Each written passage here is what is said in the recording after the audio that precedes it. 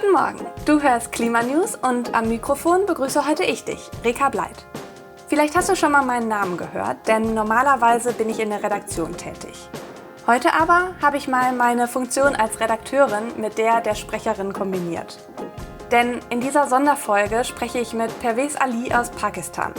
Ich wollte verstehen, wie sich das Leben in Pakistan in den letzten Jahren aufgrund der Klimakrise verändert hat.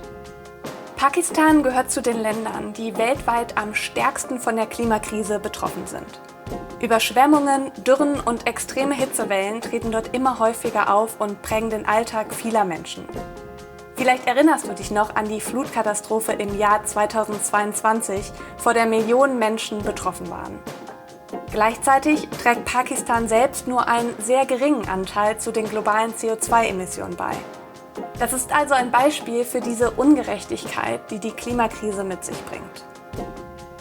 Pervez Aly ist Politikberater für Katastrophenvorsorge und Risikomanagement und er gründete Fridays for Future Pakistan. So, und damit du dich jetzt nicht überrascht, das Gespräch habe ich mit ihm auf Englisch geführt. Daher würde ich einmal sagen, let's go!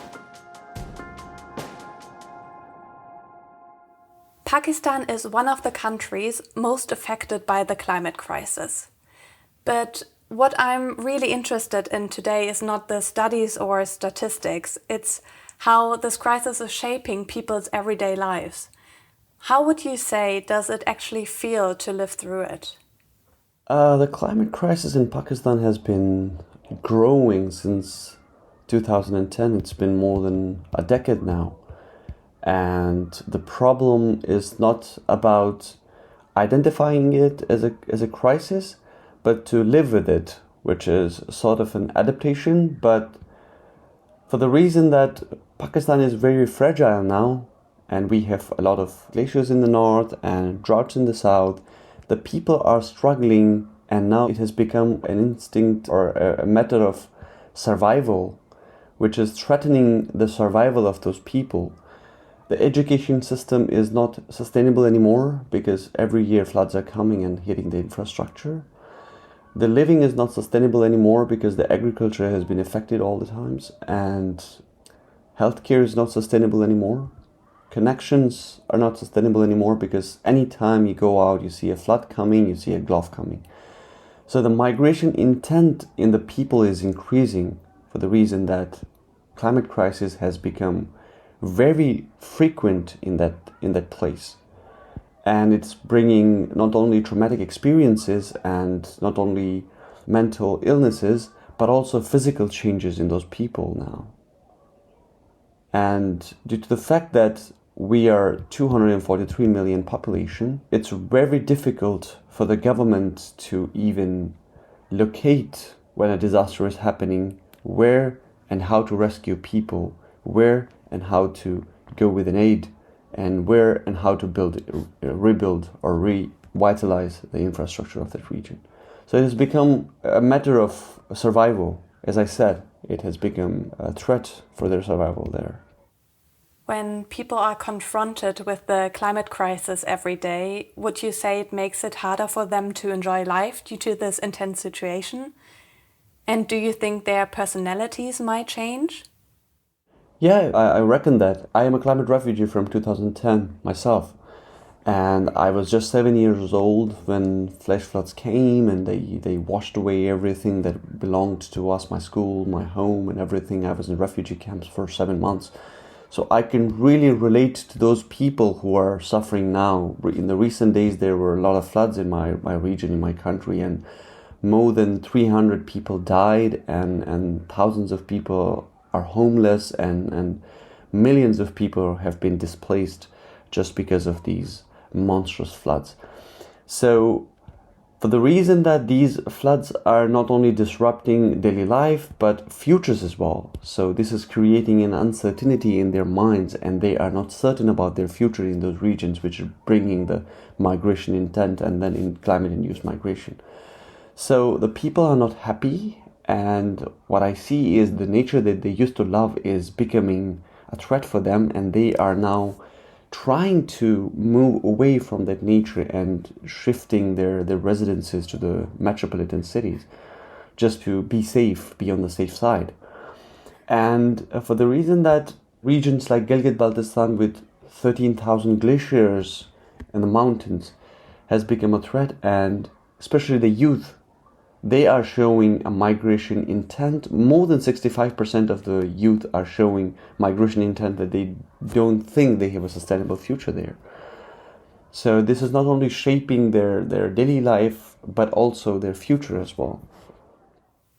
What do you say when people imagine their future?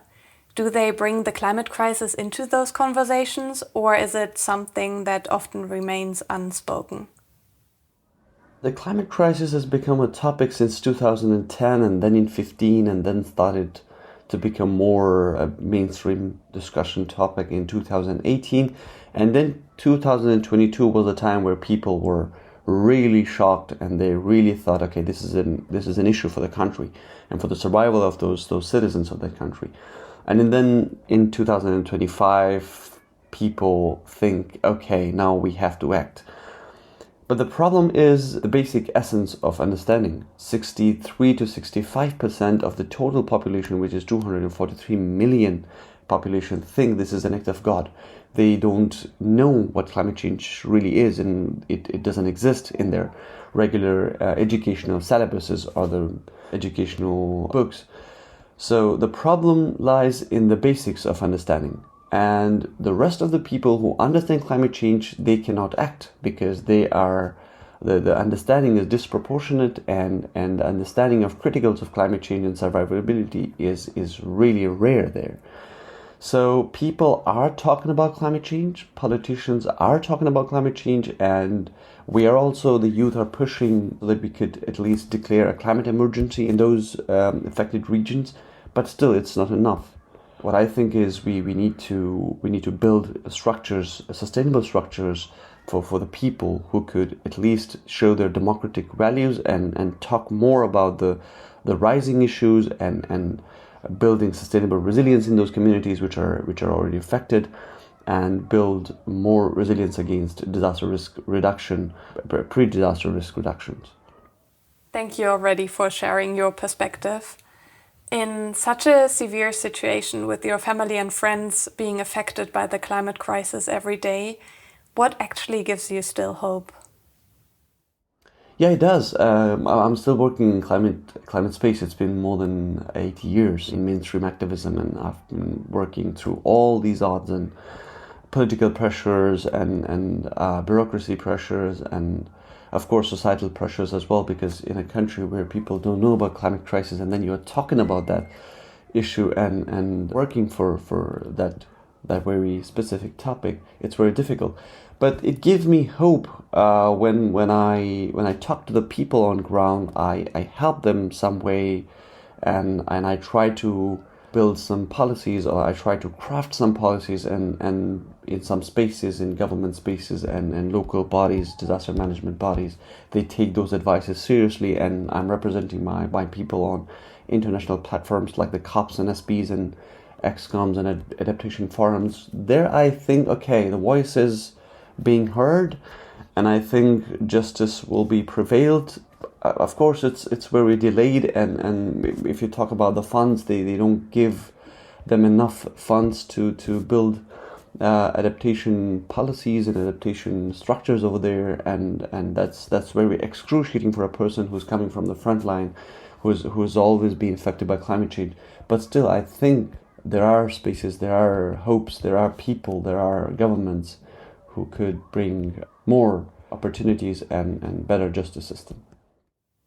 As you mentioned, that voices are already being heard, but more action is needed, and we have to come to an end with our conversation.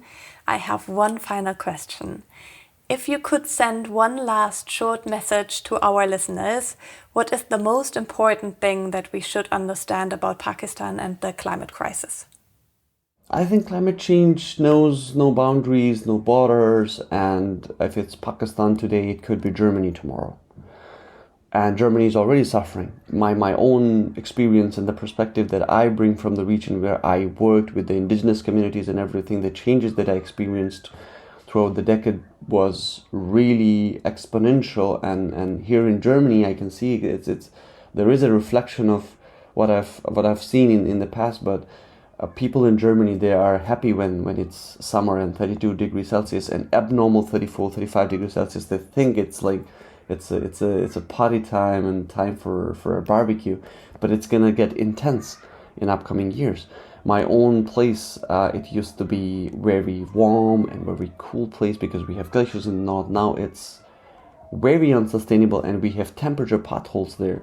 So my message to the listeners would be, act for yourself, for your future, and for the people who are suffering in every corner of the world, because this Pakistan could be the trailer of a very horror movie that's gonna come up.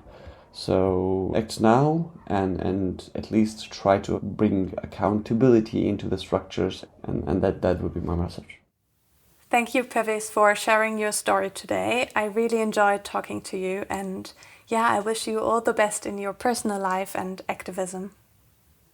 Und damit kommen wir auch schon zum Ende der heutigen Sonderfolge Klimanews. Ich muss ehrlich sagen, ich hätte noch viel länger mit Pervez sprechen können. Seine Einblicke haben mir noch einmal vor Augen gehalten, wie unmittelbar die Klimakrise das Leben in Pakistan prägt. Und es hat mich bestärkt darin, wie wichtig internationale Solidarität und gemeinsames Handeln sind. Falls du weitere Fragen an Pervez Aly hast oder an das Klimanews-Team, dann schreib uns gerne bei Instagram, Telegram oder per Mail. Ich, Reka Bleidt, verabschiede mich am Mikrofon.